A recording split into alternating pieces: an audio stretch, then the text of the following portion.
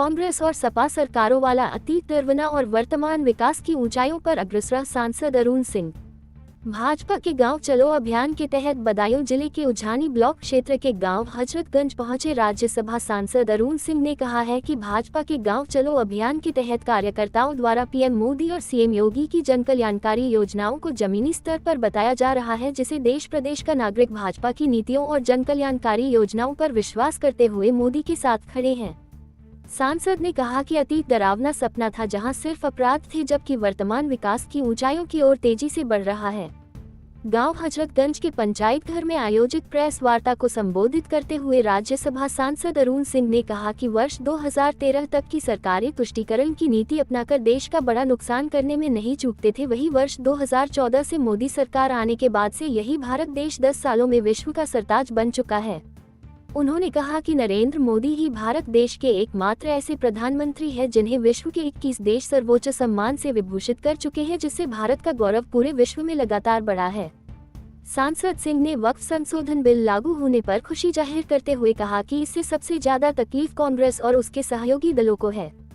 उन्होंने कहा कि वर्ष 13 तक वक्फ की जमीनें ताकतवर मुसलमान मात्र 1 रुपया किराए पर हड़प लेते थे, मगर हकीकत में जिसकी जमीन है वह अपनी जमीन दूसरे के पास देखकर मनमसोस कर रह जाता है। ऐसे मुमान व्यक्ति को अपनी जमीन के लिए सबूत जुटाने पड़ते थे, लेकिन वक्फ को सबूत देने की कोई जरूरत नहीं पड़ी। ऐसी स्थिति में नरेंद्र मोदी ने वक्फ संशोधन बिल लाकर गरीब मुसलमान, विशेषकर पसमानदा मुसलमान को तरक्की के रास्ते खोल दिए हैं। सांसद अरुण सिंह ने कहा कि विपक्षी दल के नेता वक्फ और जाति विशेष का नाम लेकर महापुरुषों की तुलना करते हैं, लेकिन वही ये भूल जाते हैं कि महापुरुष एक जाति का नहीं बल्कि संपूर्ण समाज का होता है। उन्होंने आतंकी तहव्वुर राणा के भारत लाए जाने पर खुशी जाहिर करते हुए कहा कि यह नरेंद्र मोदी और भारत की कूटनीति की जीत है, लेकिन विपक्षी दल आतंकी में अपना वोट टटोल रहे हैं, मगर अब इस आतंकी से मुंबई में भी निर्दोष लोगों की मौत का हिसाब चुकता किया जाएगा।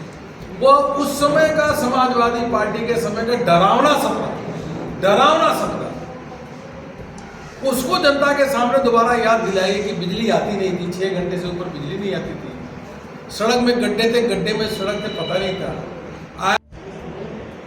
उनको वो तो वोट बैंक की पॉलिटिक्स कर रही है। कानून तो लागू हो गए, क्या आईपीसी एक्ट वहां नहीं लागू होता? क्या केंद्र की एजेंसी का जो कानून है वो वहां नहीं लागू होता? क्या कंपनी एक्ट लागू नहीं होता? क्या इनकम टैक्स नहीं लागू होता? क्या ऐसे ये भी लागू होगा वहां पे? रिजर्वेशन पॉलिसी वो तो क्या है कि